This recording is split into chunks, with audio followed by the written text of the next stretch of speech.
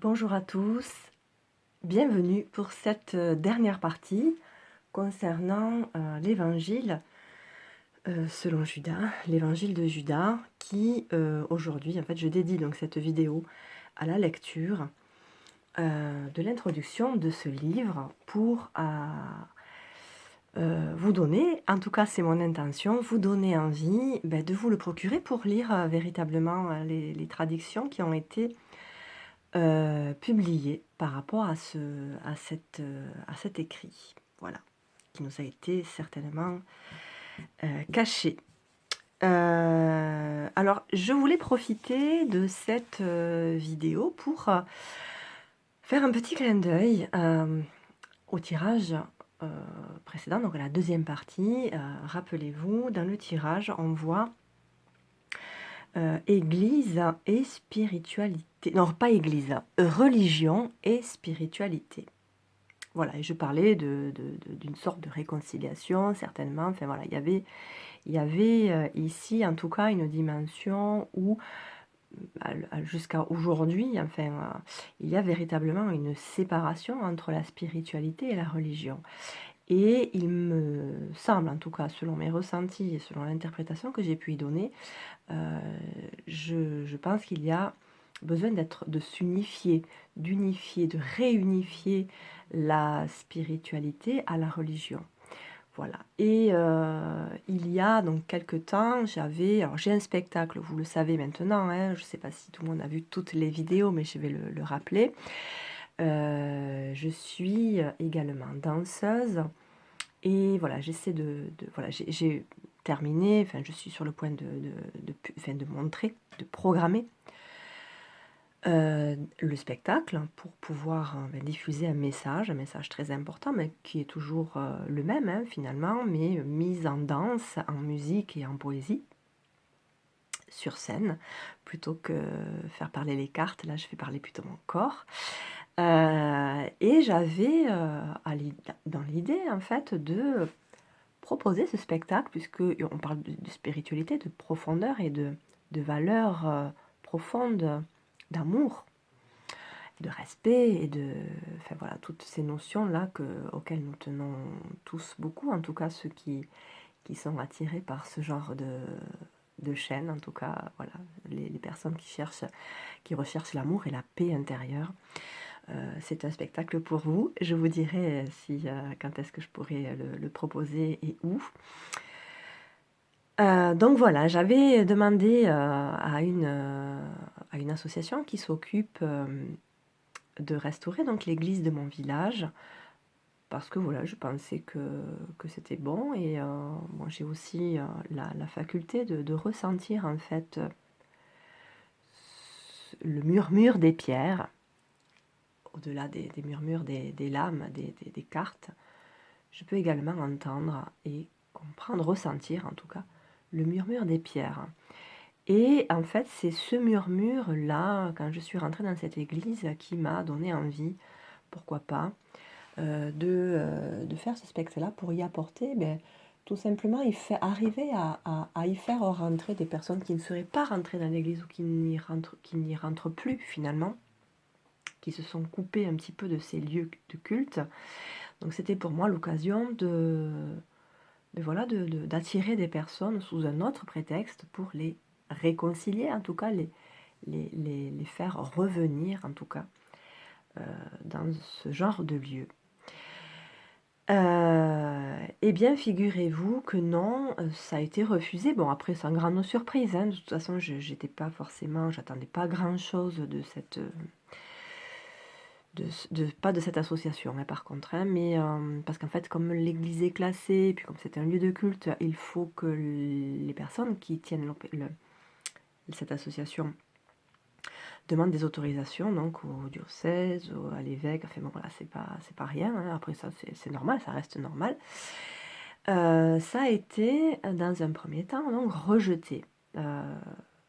Donc on voit bien ici que les personnes qui sont vraiment dans la spiritualité, comme nous pouvons l'être la plupart du temps, nous, à l'extérieur, nous sommes attirés par ces lieux de culte pour justement aller chercher encore un peu plus un sentiment de bien-être dans un lieu exprès fait pour, ou enfin qui est rempli d'histoire, chargé d'histoire, qu'elle soit bonne, moins bonne. Bon, ça on peut le ressentir aussi, enfin, n'importe qui peut le ressentir. Et voilà, j'ai remarqué donc que bon, ce n'est pas nous finalement qui bloque, c'est pas nous qui bloquons tout ce processus de réconciliation. C'est finalement l'Église en elle-même, l'Église avec une majuscule, hein, bien sûr. Si nous avons besoin d'Église, enfin nous avons besoin d'Église, nous avons tous besoin de spiritualité, mais finalement, quand nous vivons une spiritualité, nous pouvons finalement nous passer de religion. Cependant, la religion peut-elle se passer de nous? La question est là. Voilà, si la question vous intéresse et si vous avez envie de donner votre avis là-dessus, eh bien, je vous invite avec beaucoup d'enthousiasme à me partager votre avis. Voilà. Après, la personne qui s'occupe, enfin que j'ai eu en direct, me demandait si, voilà, est-ce que vous n'êtes pas un petit peu déçu? Mais bien sûr, je suis toujours un petit peu déçue, c'est évident, mais pas surprise, donc je m'attendais à un non, évidemment, un non criant, hein, d'ailleurs. Mais voilà, je me suis dit c'était l'occasion de me jeter à l'eau déjà pour demander, hein, c'est pas rien de demander quelque chose de cet ordre-là, sachant en plus que le non pèse plus, enfin voilà, on a plus de risques de recevoir un non qu'un oui. Voilà, bon, j'ai eu ce truc-là de le faire et bon, je suis contente, j'ai été courageuse à mon échelle. Et donc voilà, un petit peu déçue quelque part, puisque ce message qui est tout à fait honorable pour ce genre de lieu, voilà, est refusé par l'Église. Alors que l'Église, le lieu en lui-même, je pense, était donc l'Église, si on peut parler d'Église en tant qu'entité, hein, est tout à fait apte et surtout ravie de recevoir, voilà, ce genre de manifestation, et surtout recevoir du monde. Ces pauvres églises se retrouvent fermées toute la journée et très peu visitées. Donc elles ne jouent plus leur rôle. Et imaginez-vous si vous vous sentez plus utile dans la société, cette souffrance que vous vivez à l'intérieur, eh bien, voilà, ces lieux sont quelque part en souffrance à leur façon, hein, puisque vous savez autant que moi que c'est pas parce que les légumes ne crient pas ou que les pierres ne crient pas qu'elles ne souffrent pas. Voilà, c'était la petite pointe d'humour, mais sans vraiment l'être. Je pense sincèrement que ces lieux qui sont justement faits pour recevoir et apporter quelque chose aux personnes, quand elles ne sont plus dans leur rôle parce qu'elles sont fermées, elles ne sont plus accessibles, je pense que ça crée forcément quelque chose de négatif. Après, est-ce que c'est voulu par le contexte? Est-ce que c'est voulu par, dirons-nous, l'état profond, par les obscurs, comme on les appelle, dans notre jargon à nous? C'est probable, hein, puisque ça crée vraiment quelque chose de très pesant et de très négatif. Voilà, je referme cette grande parenthèse qui a duré encore une fois 10 minutes et je m'attelle à la lecture de cette introduction. Et pour ça, je vais tourner mon joli petit sablier et pour découvrir au fur et à mesure de la lecture un magnifique paysage. Au fil du temps, les sables d'Égypte ont livré d'innombrables trésors et merveilles archéologiques, et voilà qu'ils viennent de révéler une autre trouvaille spectaculaire, l'Évangile de Judas, récemment découvert et publié ici pour la première fois. Le titre même du texte, l'Évangile de Judas, Judas l'Iscariote, est choquant. Dans les évangiles du Nouveau Testament, Matthieu, Marc, Luc et Jean, et l'essentiel de la tradition chrétienne, Judas l'Iscariote, est décrit comme le fourbe par excellence, celui qui trahit son maître Jésus en le dénonçant aux autorités romaines, et son personnage offre peu de traits permettant de l'associer à l'Évangile, la bonne nouvelle de Jésus.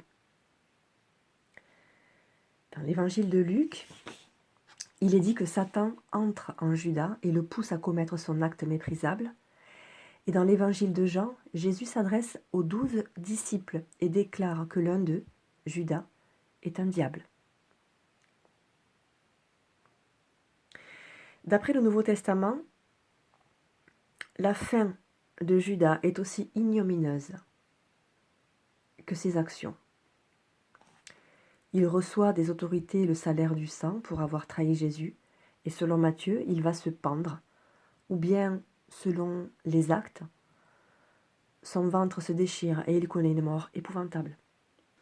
L'art chrétien montre souvent Judas en train d'accomplir ce qui lui a valu une réputation d'infamie, trahir Jésus par un baiser, le baiser de Judas.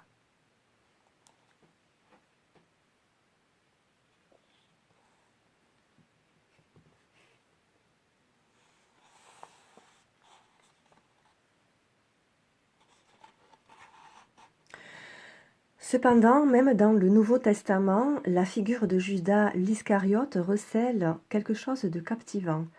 Le récit de la trahison de Jésus par Judas demeure une histoire puissante et poignante.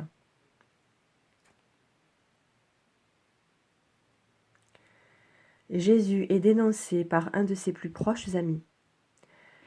Dans les évangiles canoniques, Judas appartient au premier cercle de disciples de Jésus et selon l'évangile de Jean, il occupe la fonction de trésorier du groupe auquel sont confiés les fonds dont pouvaient disposer Jésus et les disciples. En outre, lors du dernier repas, Jésus lui-même n'a-t-il pas enjoint à Judas de faire ce qu'il avait à faire et de le faire sans tarder? Tout cela ne participait-il pas au plan divin que Jésus dut mourir pour les péchés du peuple et se lever d'entre les morts le 3e jour? Sans Judas et son baiser, la crucifixion et la résurrection auraient-elles même eu lieu?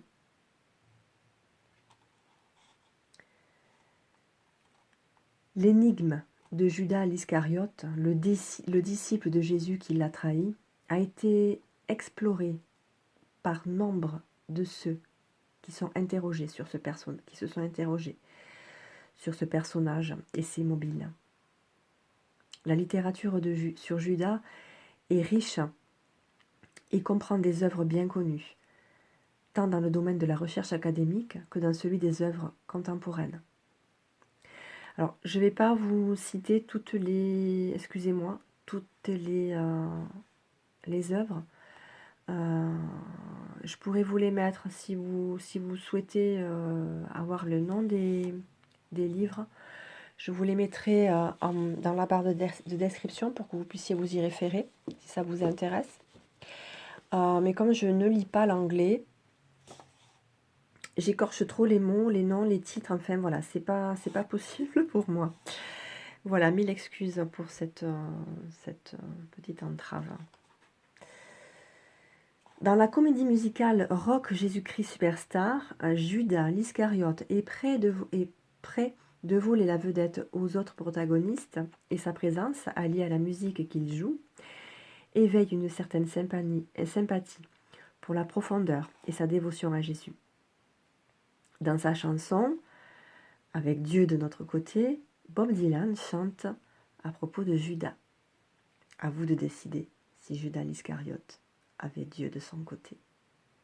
Le Judas l'Iscariote de l'évangile de Judas est celui qui a trahi Jésus, mais il en est en même temps le héros. Il dit à Jésus « Je sais qui tu es et d'où tu es venu. Tu es issu du royaume immortel de Barbello. Et le nom de qui t'a envoyé, je ne suis pas digne de le prononcer. » Dans le monde spirituel de l'évangile de Judas, confesser que Jésus est issu du royaume immortel de Barbello revient à confesser qu'il est un être divin, et le fait de déclarer ineffable le nom de qui a envoyé Jésus revient à professer que le vrai Dieu est l'Esprit infini de l'univers. Contrairement aux autres disciples qui se méprennent sur Jésus et ne peuvent supporter de se tenir face à lui, Judas comprend qui est Jésus et il prend place devant lui et il apprend de lui. Dans l'évangile de Judas, Judas finit par trahir Jésus, mais il le fait en connaissance de cause et pour répondre à la demande sincère de Jésus. Faisant allusion aux autres disciples, Jésus déclare à Judas : « Mais toi, tu les surpasseras tous, car tu sacrifieras l'homme qui me sert d'enveloppe charnelle. » Jésus est un sauveur, non pas en raison de l'enveloppe de chair mortelle qui l'habille, mais parce qu'il est capable de révéler l'âme ou la personne spirituelle qui se trouve à l'intérieur. Et sa véritable demeure n'est pas le monde d'en bas, imparfait, mais le monde divin de la lumière et de la vie. La mort n'est pas une tragédie pour le Jésus de l'évangile de Judas, pas plus qu'elle n'est un mal nécessaire apportant le pardon des péchés. Dans cet évangile, Jésus sourit beaucoup, ce qui ne se produit guère dans ceux du Nouveau Testament. Il sourit des faiblesses de ses disciples et des absurdités de la vie humaine. La mort, simple issue de cette absurde existence physique, n'a pas à être crainte ou redoutée. Loin de constituer un sujet de tristesse, elle est le moyen par lequel Jésus est libéré de la chair, ce qui va lui permettre de regagner sa demeure céleste. Et en le trahissant, Judas aide son ami à se défaire de son corps et à délivrer son moi intérieur, le moi divin. Cette perspective diffère à bien des égards de celle des évangiles canoniques. Durant la période de formation de l'Église chrétienne, de nombreux évangiles ont été composés, en plus de ceux du Nouveau Testament, Matthieu, Marc, Luc et Jean.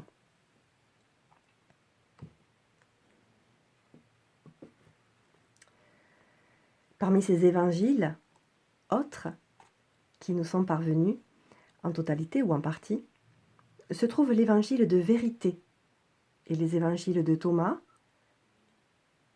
de Pierre, de Philippe, de Marie, des Ébionites, des Nazoréens, des Hébreux et des Égyptiens, pour n'en nommer que quelques-uns, qui tous démontrent la riche diversité des perspectives déployées à l'intérieur du christianisme primitif. L'évangile de Judas fut encore un autre de ces évangiles écrits par les premiers chrétiens à l'époque où ils tentaient de définir qui était Jésus et comment le suivre. Il peut être classé dans ce qu'on a coutume d'appeler les évangiles apocryphes gnostiques, composés selon toute probabilité vers le milieu du IIe siècle, très vraisemblablement à partir d'idées et de sources bien antérieures.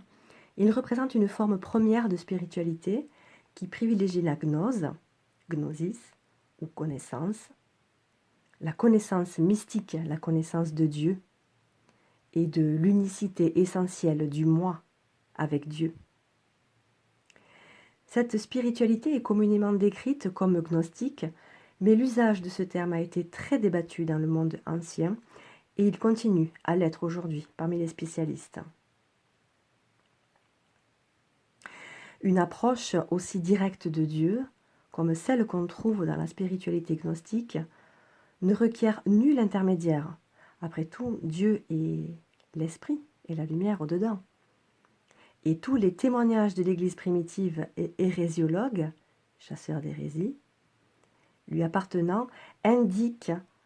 que les prêtres et les évêques ne goûtaient guère ces gnostiques qui pensaient librement.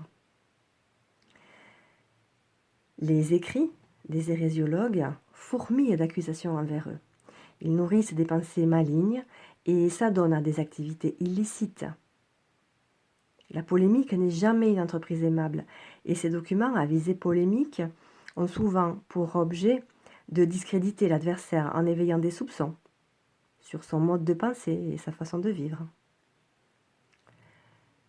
J'ouvre ici une petite parenthèse car j'ai là une petite pensée pour nos ancêtres qui ont été chassés injustement, dont nous sommes, nous, la plupart, peut-être même toutes, les descendantes, nos mères et nos pères, sorciers et sorcières.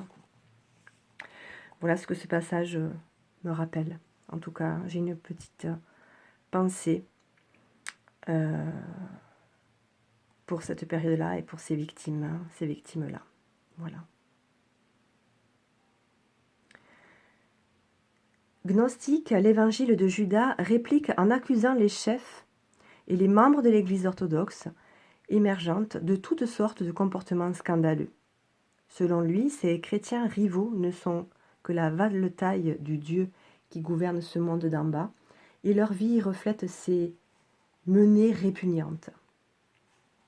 Dans l'évangile de Judas, il est fait mention de Seth, bien connu d'après le récit de la Genèse, qui énonce que les êtres humains ayant la connaissance de Dieu appartiennent à la génération de Seth. Cette forme particulière de pensée gnostique est souvent qualifiée de sétienne par les spécialistes. Dans la Genèse, Seth, troisième fils d'Adam et Ève, est né après les violences tragiques ayant éclaté dans la première famille à problème de l'histoire humaine, violences qui entraînèrent la mort d'Abel et le bannissement de Caïn. Seth, est-il suggéré, représente un nouveau commencement pour l'humanité.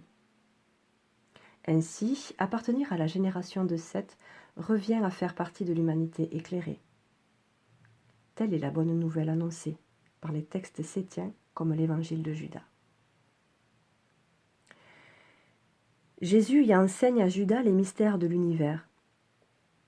Comme dans d'autres évangiles gnostiques, Jésus est essentiellement un enseignant, ainsi qu'un révélateur de sagesse et de connaissance, non pas un sauveur qui meurt pour les péchés du monde. Pour les gnostiques, le problème fondamental de la vie humaine n'est pas le péché, mais l'ignorance. Et la meilleure manière de traiter ce problème n'est pas d'emprunter le chemin de la foi, mais celui de la connaissance. Dans cet évangile, Jésus communique à Judas et aux lecteurs du texte, à nous tous, la connaissance susceptible d'éradiquer l'ignorance et de mener à une conscience de soi et de Dieu. Ce qui a trait ici à la révélation n'est pas sans mettre au défi l'œil du lecteur actuel, car la révélation gnostique sétienne offre un point de vue substantiel différent de notre héritage philosophique, théologique et cosmologique euro-américain. Rome et le christianisme orthodoxe ont fini par gagner la partie, et comme Borges l'a une fois noté à propos des récits gnostiques dont il traitait, si Alexandrie avait triomphé au lieu de Rome, les histoires extravagantes et embrouillées que j'ai résumées ici seraient cohérentes, majestueuses et parfaitement ordinaires. À l'issue des guerres théologiques qui ont fait rage durant le IIe, IIIe et IVe siècle, les gnostiques d'Alexandrie et d'Égypte n'ont pas triomphé, pas plus que l'évangile de Judas.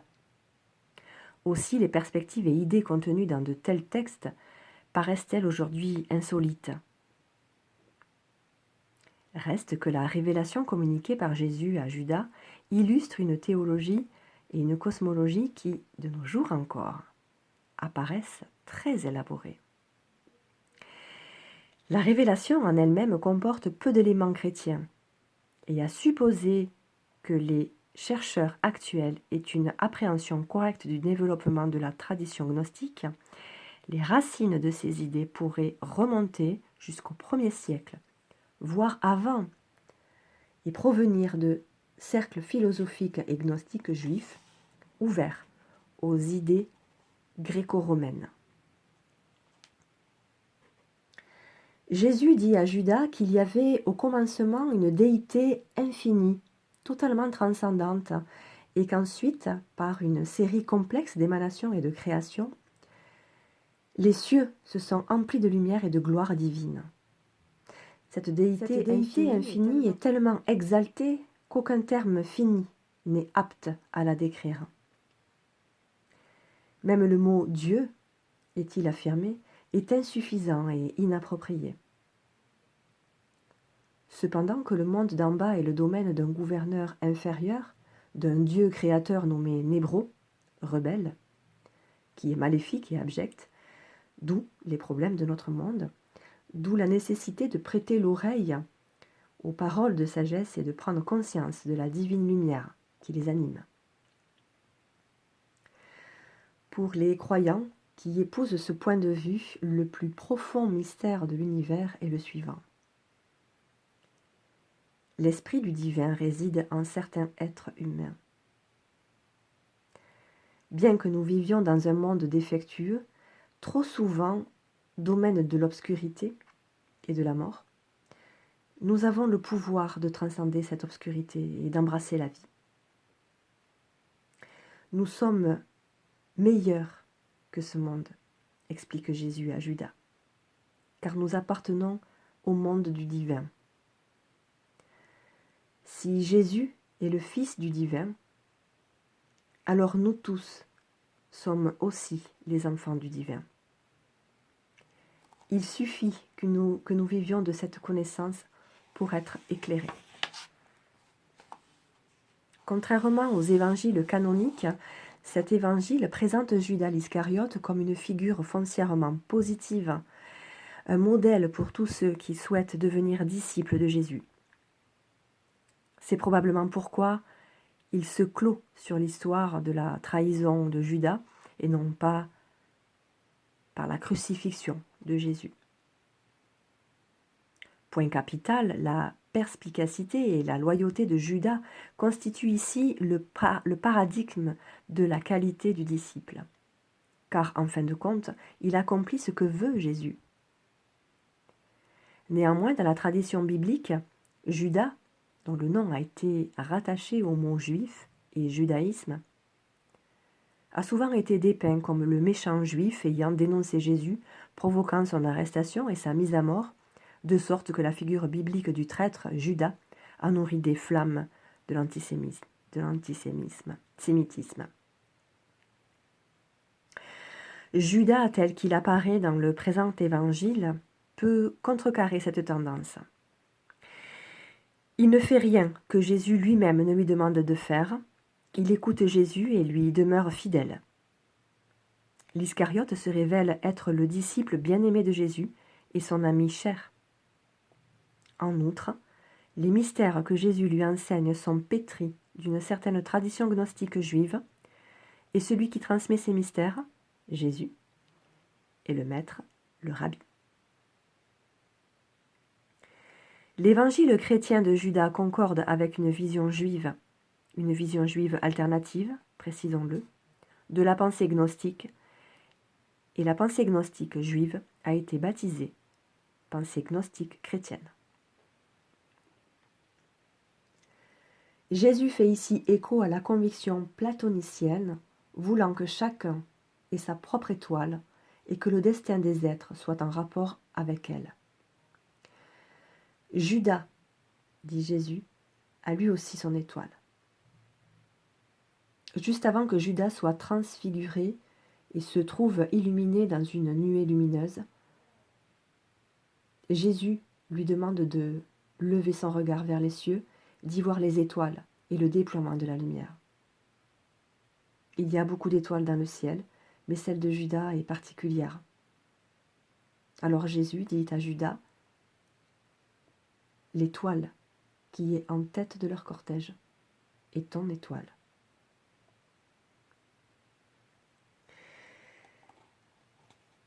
Le présent volume offre la première publication de l'évangile de Judas de l'époque moderne. C'est la première apparition connue de cet évangile remarquable depuis le temps de l'Église primitive, où on le lisait avant qu'il ne soit probablement dissimulé en Égypte. Troisième texte d'un codex, de papyrus appelé Codex Tchakos, l'évangile de Judas a été découvert en Moyenne-Égypte à la fin des années 70. C'est dans sa traduction copte qu'il a été préservé et nous est parvenu, mais il a sans aucun doute été originairement composé en grec, probablement vers le milieu du IIe siècle. Cette date est d'autant plus plausible si l'on se réfère à l'un des premiers pères de l'Église, Irénée de Lyon, qui évoque un évangile de Judas dans son traité intitulé « Contre les hérésies », écrit aux alentours de l'an 180.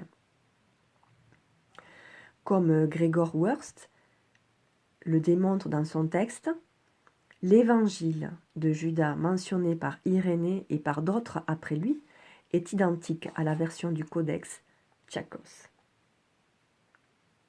La première traduction copte de l'évangile de Judas est sans doute un peu plus ancienne que la copie figurant dans le Codex Tchakos, laquelle remonte probablement au début du IVe siècle, même si la datation par le carbone 14 permet de la situer un peu avant. La traduction publiée ici est le fruit d'un travail d'équipe accompli par Rodolphe Kasser, Marvin Meyer et Gregor Wurst, avec l'assistance de François Godard. Rodolphe Kasser, professeur émérite de la faculté des lettres de l'Université de Genève, en Suisse, a publié maints travaux dans le domaine des études coptes et il a édité plusieurs importants codex grecs et coptes. Marvin Meyer, professeur et chercheur dans le domaine des études bibliques et chrétiennes, titulaire du chaire Grisé à l'université Chapman d'Orange, en Californie, a centré l'essentiel de ses recherches sur les textes de la bibliothèque de Nag Hammadi. Gregor Wurst, professeur d'histoire de l'Église à la faculté de théologie catholique de l'université d'Augsbourg, en Allemagne, effectue des recherches et publie des travaux dans le domaine des études coptes et manichéennes. François Godard, égyptologue et assistant de recherche à l'Institut oriental de l'Université de Chicago, est expert en copte et en démotique. Dès la fin de l'année 2001, le professeur Kasser a entrepris, en collaboration avec la conservatrice Florence Darbe, et depuis 2004 le professeur Wurst, la tâche herculéenne de rassembler et d'ordonner les fragments de papyrus, grands et petits, d'un codex qui nécessitait une reconstruction d'importance. C'est donc à partir du texte ainsi restitué que nous proposons dans le présent ouvrage une traduction harmonisée sur laquelle tous les traducteurs sont en accord pour l'essentiel. Au sein même de la traduction, les pages du codex sont données entre parenthèses et dans les notes, les commentaires afférents, les citations du texte sont identifiées et signalées par cette numérotation. Les crochets sont utilisés pour indiquer les lacunes, coupure du texte due à l'effacement de l'encre ou à l'usure du papyrus, la reconstruction du texte dans les lacunes étant placée à l'intérieur des crochets. Parfois, les noms ou les mots partiellement restaurés sont placés pour partie à l'intérieur et pour partie à l'extérieur des crochets afin d'indiquer que la portion du nom ou du mot a été subsistée par le manuscrit. Dans les cas où une courte lacune représentant moins d'une ligne manuscrite n'a pu être comblée avec certitude, 3 points d'ellipse sont placés à l'intérieur des crochets. Pour les lacunes plus longues qu'une ligne manuscrite, Le nombre approximatif de lignes manquantes est indiqué entre parenthèses en italique. Étant donné la nature fragmentaire du manuscrit et les portions de texte qui demeurent inconnues, il existe plusieurs lacunes notables avec un nombre substantiel de lignes manquantes. Des demi-guillemets sont utilisés pour la correction d'une erreur dans le texte. La variante de la traduction et certains problèmes inhérents à celle-ci sont précisés dans les notes de bas de page. Le texte intégral du Codex Tchakos va faire l'objet d'une édition critique avec des photographies en fac-similé, le texte copte, des traductions anglaises, françaises, allemandes, des notes textuelles, des introductions, des index, et un essai sur les particularités dialectales du copte. Pour autant qu'on peut l'affirmer, le Codex Tchakos est un livre de 66 pages comprenant 4 traités. Une version, premièrement, une version de la lettre de Pierre à Philippe, qu'on trouve aussi dans le Codex 8 de Nag Hammadi. 2. Un texte intitulé Jacques, qui est une version de la première apocalypse de Jacques du Codex 5 de Nag Hammadi. 3. L'évangile de Judas. 4. Un texte provisoirement intitulé Le livre d'Allogène, ou l'étranger, une épithète appliquée à Seth, fils d'Adam et Ève, dans les textes gnostiques inconnus jusqu'à présent. Le codex a été acquis en 2000 par la Fondation Mécénat pour l'art ancien et montré à Rodolphe Casser au cours de l'été 2001. En 2004, lors du 8e congrès de l'Association internationale des études coptes qui s'est tenu à Paris, Casser décrit en détail quel travail soutenu il avait accompli sur l'évangile de Judas et le Codex Tchakos. Depuis, cet évangile a suscité un intérêt et des spéculations considérables, et nous le publions afin qu'il soit accessible à tous dans les plus brefs délais. Ce volume allait être mis sous presse lorsque un autre fragment de folio en papyrus constituant les parties inférieures des pages 37 et 38 de l'évangile de Judas a été localisé et signalé à notre attention. Nous en avons inséré une transcription et une traduction dans ce livre, mais sans plus avoir le temps de livrer le fruit de nos réflexions sur ces passages. Le fragment du bas de la page 37 décrit la continuation de la scène qui met en présence Jésus et les disciples avant qu'ils voient le temple. Une fois que Jésus a conclu sa déclaration et que les disciples ont été troublés, le texte indique qu'il revient les voir un autre jour pour une autre conversation. Le texte au bas de la page 38 montre les disciples réagissant à une question de Jésus par des réflexions de nature polémique sur les supposés méfaits des prêtres dans les temples et des commentaires qui anticipent l'interpellation allégorique de la vision du temple livrée par Jésus dans la page 39 et les suivantes. L'ajout de ce large fragment de papyrus, tout en complétant le texte de façon notable, clarifie le récit et le message de cet évangile fascinant. Sa traduction est présentée de façon à en faciliter la compréhension. Des intertitres n'appartenant pas au texte lui-même ont été ajoutés par les traducteurs dans le but de clarifier la lecture du texte, sa structure, sa progression. Un appareil substantiel de notes en bas de page accompagne la traduction. Des textes de Rodolphe Casser, Bart Ehrman, Gregor Wirtz et Marvin Meyer suggèrent diverses pistes interprétatives. Rodolphe Casser retraite l'histoire du Codex Tchakos et décrit le travail de reconstitution des écrits de ce codex. Bart Ehrman, directeur du département d'études religieuses et titulaire de la chaire James Gray de l'Université de Caroline du Nord, offre une vue d'ensemble sur la vision spirituelle alternative de l'évangile de Judas. Gregor Wertz évalue à la lumière du texte retrouvé les assertions d'Irénée de Lyon et d'autres hérésiologues sur l'évangile de Judas. Marvin Meyer entreprend une analyse fouillée des particularités gnostiques sétiennes du texte qu'il rapporte à d'autres littératures religieuses du temps de l'Église primitive. Ces commentaires touchent à diverses questions posées par l'évangile de Judas et peuvent aider à élucider divers points d'interprétation. Certains d'entre eux sont enrichis de notes placées en fin de volume, pouvant appeler à des interprétations approfondies ou ouvrir à d'autres lectures.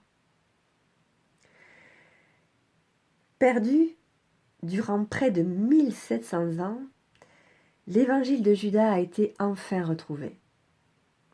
Les auteurs de cet ouvrage espèrent qu'il contribuera à notre connaissance et à notre appréciation de l'Église primitive dans son histoire, son développement et sa diversité, et dispensera quelques éclairages sur les problèmes durables qui ont marqué cette période de formation.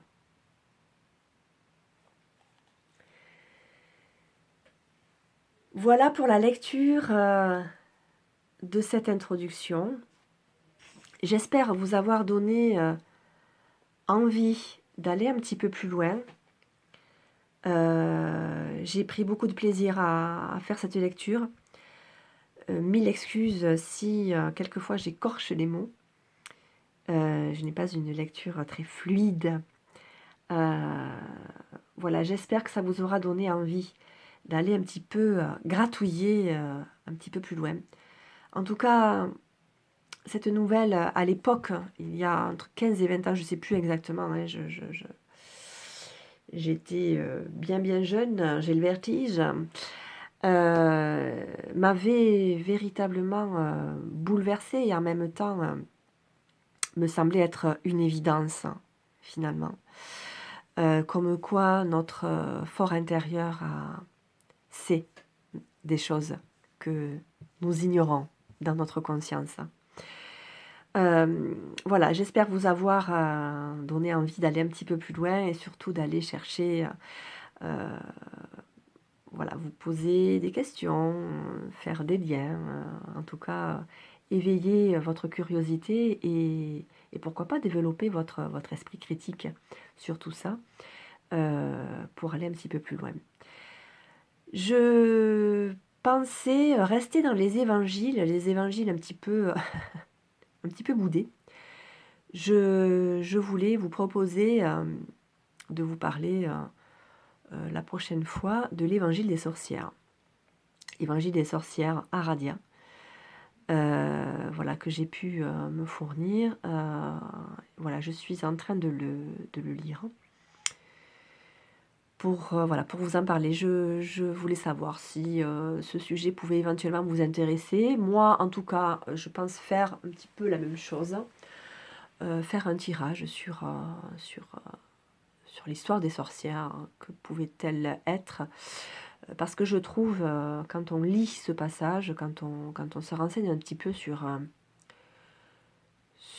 la volonté de l'Église à vouloir faire taire et à vouloir faire passer ceux qui sont, entre guillemets, libres de penser, en tout cas qui ne sont pas sous l'emprise de ce que peut imposer l'Église, ou du moins ses règles.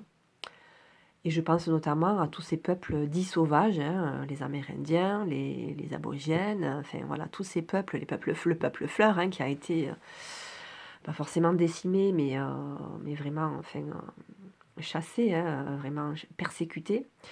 Voilà, tous ces peuples qui sont extrêmement proches de la nature et surtout d'une grande spiritualité. Et je pense qu'eux savent de quoi parle cet évangile de Judas.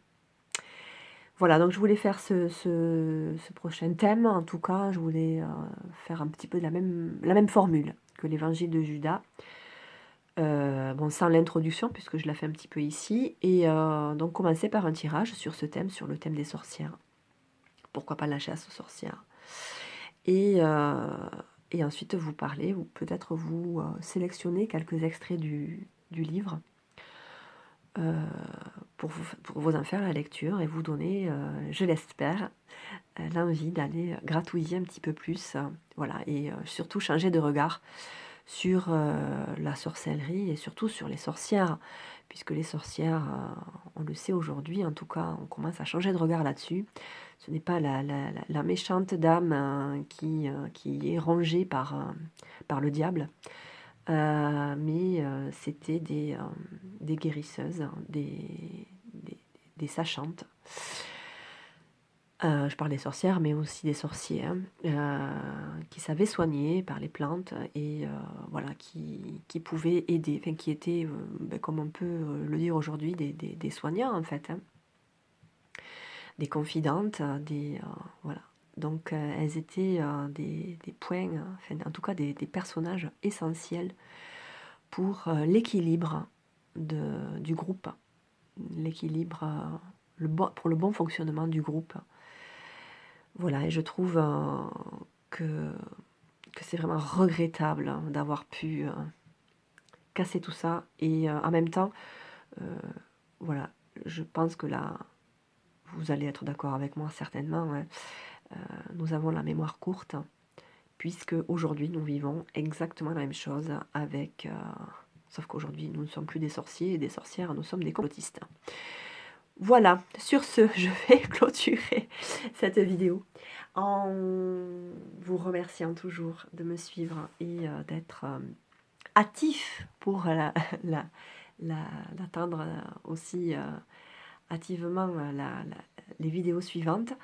Voilà, je vous ferai certainement avant cela, avant ce thème, avant d'attaquer ce thème, un tirage d'objets que j'ai pas fait depuis un certain temps. Et voilà, je vous dis à très bientôt et je vous embrasse très très très fort. À très bientôt.